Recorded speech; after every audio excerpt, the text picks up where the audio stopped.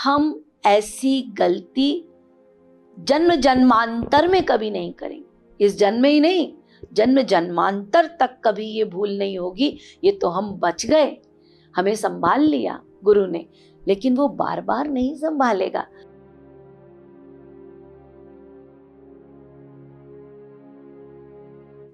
अपराध क्षमा किए जाते हैं।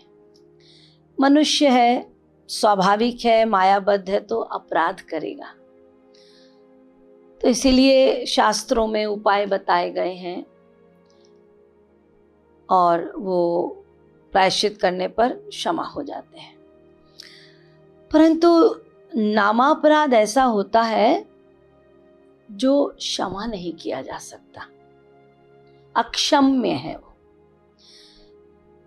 नामापराध वो होते हैं जब साधक भगवान के नाम, उनके गुण, उनकी लीला, उनके धाम या उनके जन संतों के प्रति दुर्भावना करता है, ईर्ष्या करता है, दुर्व्यवहार करता है। इनके प्रति जब ये सारी चीजें पाप होते हैं तो उसको नामापराध कहा जाता है। भगवान के जन के प्रति दुर्भावना करना, गलत सोचना, गलत चिंतन करना, आरोपित करना, अपमान करना या भगवान के नाम का अपमान करना, ये सब नामापराध के अंतर्गत है। ये भगवान क्षमा नहीं करते। शास्त्र कहते हैं विष्णु स्थाने कृतम पापम गुरु स्थाने प्रमुच्यते। भगवान कहते हैं तुम मुझे सैकड़ों गाली दे दो, मैं परवाह नहीं करता। अब संसार में सैकड़ों लोग हैं, सब तो भगवान को नहीं मानते, कुछ लोग मानते हैं, कुछ लोग न्यूट्रल हैं, कुछ लोग गालियां भी देते हैं, बट भगवान सबके लिए कृपालु हैं। उनके लिए पृथ्वी, जल, तेज, वायु, आकाश, अन्न सब कुछ है।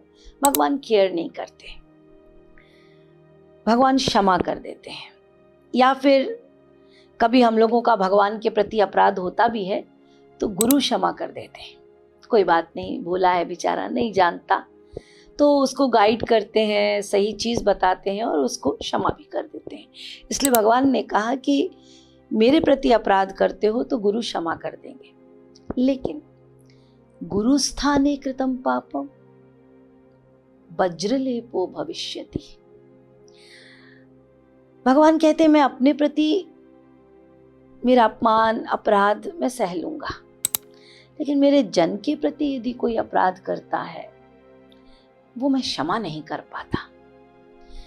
और मेरे लिए दंड का विधान है वज्र, वो वज्र के समान है, कठोर दंड तो मिलना ही है, मैं कभी क्षमा नहीं करूंगा। रामायण में भी तुलसीदास जी ने कहा ऐसा शठ, ऐसा मूर्ख, भगवान कह रहे हैं तुलसीदास जी के माध्यम से कि ऐसा शठ जो गुरु से ईर्ष्या करता है, गुरु के प्रति दुर्भावना करता है, भगवान कहते हैं उसको कोटि युग तक रौरव नरक में जलना पड़ता है, भस्म हो जाता है। तो ये नामापराध के विषय में बताया गया। अब ये सुनकर तो आप भयभीत हो जाएंगे कि हमने जाने अनजाने गलत तो सोचा है, विचार आते ही हैं गलत, तो क्या क्षमा नहीं किए जाएंगे? लेकिन प्रभु ने एक बात कही कि गुरु के प्रति अपराध करने पर मैं तो क्षमा नहीं करता, लेकिन यदि वो गुरु चाहे तो अवश्य तुम्हें क्षमा कर सकता है। तो नामापराध तभी क्षम्य है यदि गुरु उसको चाहेगा तो। और जो विशुद्ध संत होते हैं, संत हृदय नवनीत समाना, संत का हृदय माखन से भी अधिक कोमल होता है। वो स्वभाव से कृपालु होता है, वो स्वभाव से दयालु होता है। उसको पता है कि ये मायाबद्ध जीव ये अपराध, नामा अपराध सब करेगा, लेकिन गुरु का ये स्वभाव है गिरे को उठाना, उठाकर उसे साहस प्रदान करना, उठाकर उसे आत्मसम्मान दिलाना, वो आत्मसम्मान की यदि ग्लानि से भी गिर गया है बेचारा, तो उसको आत्मसम्मान देते हैं, दिलाते हैं, प्रशंसा करके साधुओं में उसका सम्मान बढ़ाते हैं।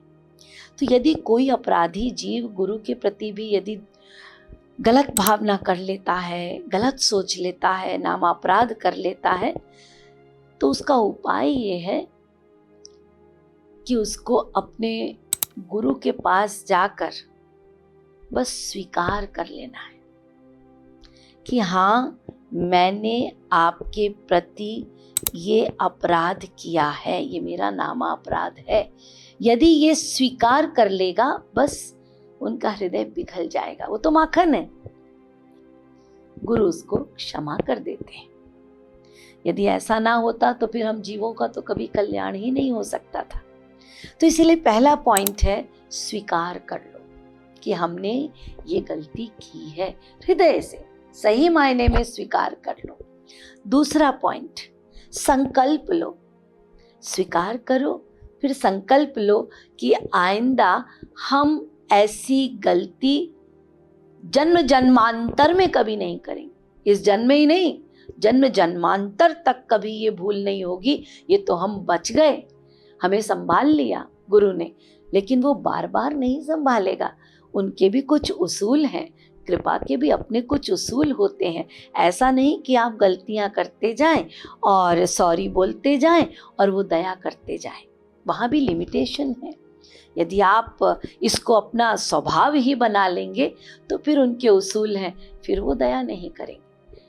तो सरेंडर का उसूल है, एक बार सरेंडर किया, एक बार मान लिया मैं गलत हूँ, उसके बाद दोबारा वो गलती कभी रिपीट ना हो, कभी रिपीट ना हो जीवन में। तीसरा, तन मन धन से उनकी सेवा करना। ऐसी सेवा करना कि आपकी उस सेवा में इतनी निष्ठा हो, इतनी दृढ़ता हो कि वो आपके गुरु को प्रसन्न कर दे। अब जीवन का ध्येय यही बन जाना चाहिए एक नामापराधी का कि मैंने यदि स्वीकार कर लिया और उन्होंने क्षमा कर दिया, तो अब जीवन भर मेरा एक ही लक्ष्य है, मेरे गुरु की प्रसन्नता, और कुछ नहीं। तो फिर लग जाना है उनकी प्रसन्नता के लिए। तो तन मन धन से इतनी सेवा करो कि वो प्रसन्न हो जाए, और प्रसन्न होकर वो हमें महान बना दे। क्योंकि गुरु का ये काम है, गुरु का ये स्वभाव है, गुरु में इतनी ताकत है कि वो घोर से घोर पापी को भी पुण्यात्मा बना देता है। वो एक गिरे को महान बना देता है, एक दुराचारी को सदाचारी बना देता है। इतिहास साक्षी है। इसीलिए यदि हमसे जीवन में कभी नामापराध हुए हैं तो गलत तो है, लेकिन यदि गलती हो भी गई है तो सुधरने का उपाय है।